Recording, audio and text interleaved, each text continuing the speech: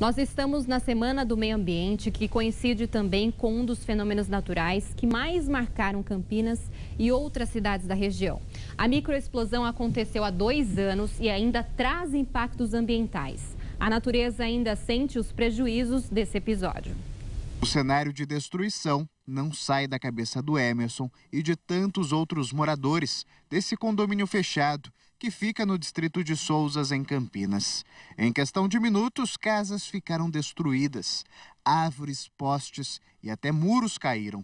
Nós tivemos literalmente um cenário de guerra no condomínio. Aproximadamente umas 180 casas foram muito destruídas e outras casas tiveram avarias menores. A microexplosão que atingiu Campinas há 2 anos deixou rastro por onde passou. O fenômeno começou nas proximidades da Fazenda Elisa, região norte da cidade.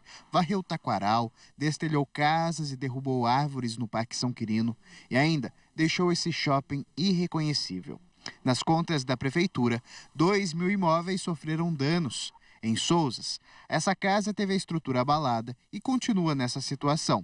Mas o muro e os demais imóveis já foram reconstruídos. De 2 anos para cá, muita coisa já foi reconstruída. Aparentemente, tudo já voltou ao normal. Mas, na verdade, não. A natureza ainda sofre e muito com os impactos. Os prejuízos são incalculáveis, principalmente nessas áreas de mata fechada, onde a gente não consegue ter acesso. E, certamente, muitas árvores caíram e a fauna sofre bastante com isso. As árvores nativas que têm um crescimento mais lento ainda não se recuperaram. E as árvores que nós vemos nessa recuperação são leucenas, que são plantas consideradas invasoras. Os dados oficiais apontam que 4.000 árvores caíram durante a passagem da microexplosão, mas o impacto deve ter sido ainda maior, principalmente na área de proteção ambiental de Campinas, que abrange os distritos de Sousas e de Joaquim Egídio. Que não foi tão visto, digamos assim, porque quando você tem esse fenômeno passando aqui pelo Taquaral, ele pegou árvores isoladas. Mas quando ele pega Sousas, ele pega fragmentos de vegetação. Só que como ele está em área rural, as pessoas também não se deram tanto conta do fenômeno, do tamanho do impacto que tinha acontecido. Moradores de áreas afetadas relatam que durante meses, espécies de aves e de mamíferos simplesmente sumiram. Apesar do esforço em recuperar a vegetação, os impactos só devem ser amenizados em cerca de 10 anos. Quando você tem uma destruição da vegetação, você começa a ter uma coisa que a gente chama de efeito de borda. Por quê? Porque você abre o dossel da mata. Isso faz penetrar mais luz, então você muda as condições climáticas, microclimáticas do local. Tá?